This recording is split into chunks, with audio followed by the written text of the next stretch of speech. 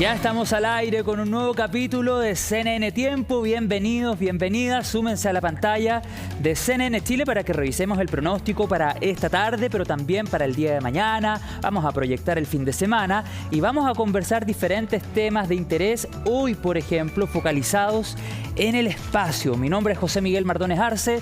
Comenzamos un nuevo capítulo. Y ya les decía, vamos a hablar del espacio, pero particularmente de la basura espacial, la microbasura también espacial. ¿Cómo se está administrando esta basura? ¿Qué es propiamente tal? ¿Dónde llega a la Tierra? Bueno, diferentes iniciativas que se han desarrollado a este interesante tema del cual debemos ocuparnos y también preocuparnos. Para hablar de esto, ya estamos en contacto con César Fuentes, astrónomo de la Universidad de Chile, a quien ya vemos en la pantalla de CNN Tiempo. ¿Cómo has estado, César? Bienvenido. Muy bien, muchas gracias.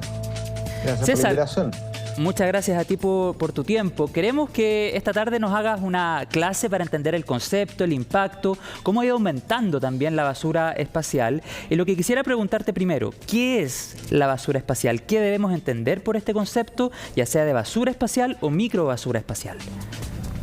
Esto de espacial en general se refiere a que está en órbita alrededor de la Tierra, está lo que consideramos el espacio, esta zona ficticia que está sobre 100 kilómetros sobre la superficie de la Tierra y que al ser más tenue la atmósfera es capaz de orbitar de manera usualmente para tener algún tipo de uso, sacar fotos de la Tierra, observar el espacio, tener comunicaciones, etc.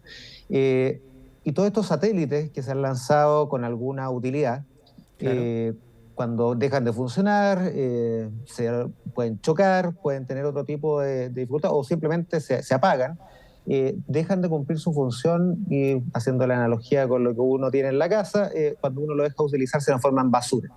Y esa basura, este orden que tenemos de basura alrededor de en órbita alrededor de la Tierra, es un problema porque es difícil de capturar y poder desorbitarla, que es como botarla al basurero, llevarlo donde se puede botar y hacer algún control de esta basura, que en este caso es tirarlo a la superficie de la Tierra, donde, bueno, ya que estamos tan acostumbrados a contaminarla, tiene menos problemas para otro tipo de nuevos satélites que pudieran chocar con estos objetos que orbitan a miles de kilómetros por hora, y por lo tanto el choque con algún incluso de estos pedacitos pequeños puede ser catastrófico para algo que todavía no es basura, claro, y que César, pudiera convertirse, al destruirse, en basura. Ya te voy a preguntar sobre eso y vamos a profundizar en el impacto y cómo poder mejorar la administración de estos desechos espaciales, pero para ir también avanzando en lo que conversábamos recién, o sea, podemos decir que satélites en desuso perfectamente se pueden convertir en basura espacial. ¿Qué otros elementos pueden terminar siendo basura espacial? Por ejemplo, desechos que vengan de la Estación Espacial Internacional, por ejemplo. Sí, no sé, pero es más bien anecdótico esos desechos. Se le han soltado atornilladores, lápices, distintos elementos de los astronautas en estas caminatas espaciales, y todos esos objetos que ya no cumplen ninguna función útil se transforman por definición en basura espacial. Es una tremenda cantidad la que anda dando vueltas en estas órbitas bajas que llamamos, que esto que es prácticamente orbitar como si fuera un poquito más arriba de nuestras cabezas, nomás donde están los satélites de la Universidad de Chile, donde está la Estación Espacial Orbital, muchos de los satélites de estas redes de comunicación. Todos esos objetos se demoran 1 hora y media más o menos en darse una vuelta a la Tierra. Y en ese está bastante, cada vez más copada hay un taco ahí de objetos dando vuelta, y lo hacen a grandes velocidades. Se demoran 1 hora y media en darse una vuelta a la Tierra, más rápido que cualquier método de transporte que conozcamos. Entonces es potencialmente bien catastrófico los choques, incluso con objetos pequeños. Hay más o menos como 500.000 de objetos más grandes que 1 centímetro, que se podrían considerar basura espacial. Y hay cientos de millones de 1 milímetro a 1 centímetro. Esto se estima basado en los que sí se pueden observar, que son objetos de unos pocos centímetros que se pueden observar. Si es que la iluminación del sol es correcta, uno puede ver y seguir esos objetos. Pero es bien difícil seguirlos a medida que son cada vez más pequeños. Entonces uno puede hacer una estimación de ese número de objetos que pueden provocar problemas. De hecho, hemos escuchado en las noticias de ciertos problemas que han habido en la Estación Espacial Orbital, donde han habido algunos hoyitos que podrían echársele la culpa a estos choques. César, otra pregunta que también nos repetían en las redes. ¿Hay algún lugar definido en nuestro planeta para botar basura espacial? Y quiero que hablemos particularmente de esto que se le llama el punto Nemo. Más que sea definido para botar los satélites, que se haya designado ese lugar como el desecho donde tirar esta basura espacial, el vertedero de basura espacial, hay que ponerse al otro lado. Si es que uno tiene algo de control sobre dónde botar un satélite que todavía no es basura espacial, pero que uno pudiera desorbitarlo de manera controlada, el lugar ideal para hacerlo es en el punto donde sea menos factible que tenga Ahí estamos revisando la imagen. Sí, como más alejado de tierra firme, dices tú, ¿no? Y lo más alejado, exactamente, de la gente, donde pueda producir menos daño. Y ese lugar, claro, uno puede hacer la pregunta de cuál es el punto en el mar, en el océano, que está más lejos de cualquier tierra firme, y es ese llamado punto Nemo, entiendo que basado en Julio Verne, 1000 leguas de viaje submarino, donde es el punto donde está más de 400 kilómetros, creo, de tierra firme. ¿Cómo crees, César? Sí, perdón. Que esté designado no es así. En el fondo sería el lugar donde si uno tiene alguna opción. Y recuerda que estas órbitas, uno casi siempre tiene opción. Estas órbitas se demoran 1 hora y media en darse una vuelta a la Tierra. Eso significa que en 1 hora y media la Tierra alcanza a avanzar 1 hora y media sobre 24 horas. Son como 18 lonjas de naranja, más o menos, que va recorriendo estos satélites. Por lo tanto, uno basta con esperarse unas 10 horas y uno seguro que pasa en alguna cercanía de este punto para poder caer en ese lugar. Claro, vamos a hablar en los próximos minutos también, César, del impacto a nivel práctico y cotidiano que pudiésemos tener nosotros, los humanos que estamos en el planeta Tierra, si es que no se logra una buena administración de estos desechos. Y sobre ese mismo tema, te quería preguntar cómo administrar, cómo hacernos cargo de esta gran cantidad de desechos espaciales. Se ha hablado de la técnica de los imanes, por ejemplo, que pudiesen incluir satélites para anclar todos estos desechos y después destruirlos. Pero es importante conversar esto porque al menos, y te lo digo como periodista y como ciudadano más, uno en este tema extraña una perspectiva ecológica también, ¿no? De todas maneras, y mientras me nombrabas estas tecnologías que pueden ser bien complicadas de implementar, esto de poner imanes, esto de poner, no sé, como una mano que vaya agarrando este desecho, eso son las soluciones una vez que uno ya tiene el problema. Y usualmente, como también con la basura terrestre, la solución viene más por los incentivos que uno da y la regulación que uno le pone a aquellos que potencialmente pueden construir objetos que puedan terminar siendo... Y con una carrera espacial totalmente desatada.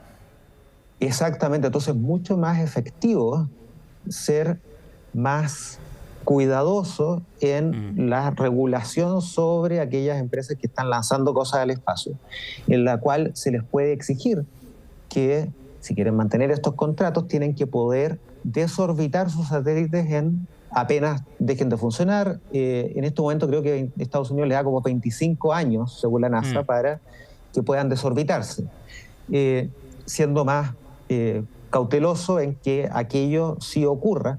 Y en esto cada país es bastante independiente, el espacio está como bien laissez-faire, el que llega primero hace lo que quiere.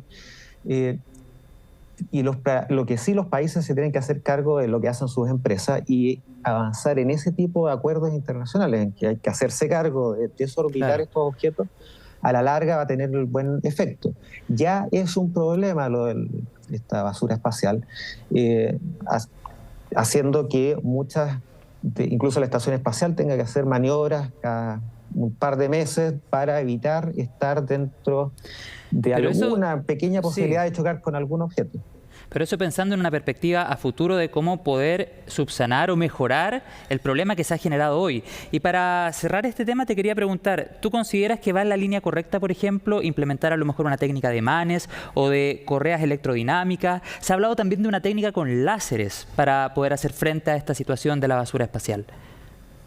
De todas maneras, todas esas técnicas tecnológicas tienen la virtud que ponen un problema muy difícil a el mundo. Aquí hay buenísimas ideas que surgen de estudiantes de ingeniería, de niños incluso, que pueden eventualmente transformarse en una solución real, pero que de nuevo tienen varios problemas. Por ejemplo, esto del láser, que es bien fácil de imaginar que pudiera ser una solución que fuese escalable, tiene problemas que hay que lanzar esta luz a través del aire, que es capaz de absorber y modificar este haz colimado de luz para que sea menos efectivo.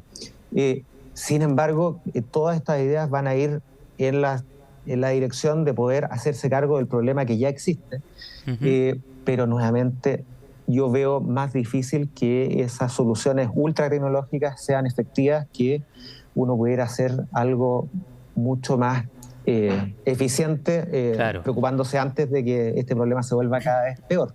Bueno, es importante, sí, claro, es importante tomar medidas con perspectiva de futuro, con perspectiva ecológica, como también lo estábamos conversando. Lo último que quería preguntarte, César, es sobre el impacto que puede tener en el cotidiano. Si no hay una buena administración de estos desechos espaciales, de esta basura espacial, por ejemplo, satélites en desuso que estábamos conversando recién, ¿podríamos en el mundo, en el planeta Tierra, enfrentar, por ejemplo, una gran crisis a nivel comunicacional de las telecomunicaciones? ¿Pudiese existir un gran apagón a nivel comunicacional si es que no se administra a tiempo esta basura espacial?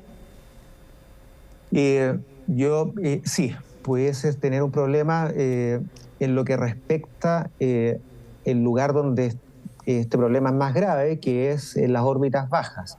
En las órbitas geosíncronas, que es como un décimo de la distancia entre la Tierra, un poquito más de un décimo de la distancia entre la Tierra y la Luna, que es mucho más difícil llegar y que son estas franjas alrededor del Ecuador, ahí el problema no es tan grave porque es más difícil llegar, entonces, y está menos... ya están como medios copados esa cantidad de satélites.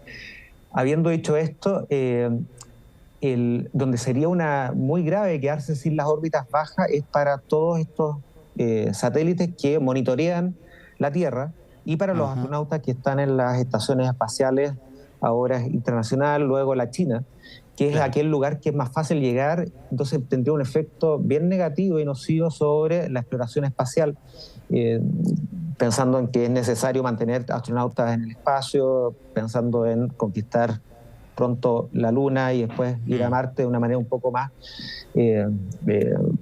pensando en más colonización y explotación que simplemente ir a visitar, como fue hace ya 50 años.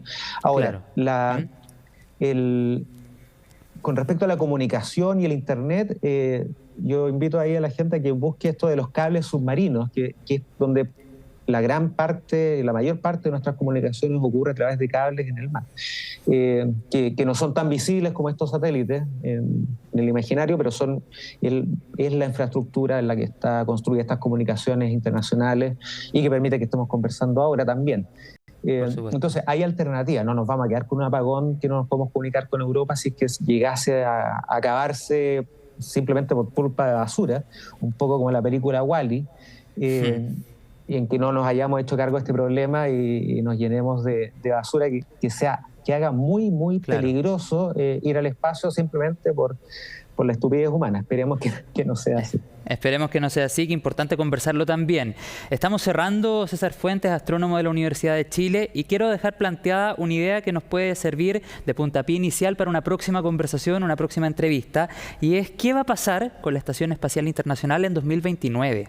¿A dónde va a ir a parar la Estación Espacial Internacional? Bueno, el 2029 ya hay planes para desorbitarla, pensando que ha ido decayendo en su órbita. Digamos que es del porte de una cancha de fútbol, para que la gente se haga una idea. Exactamente. Y uno de los problemas al desorbitar es que una vez que empieza a rozar con la atmósfera, y es más bien caótica qué tanto se desacelera.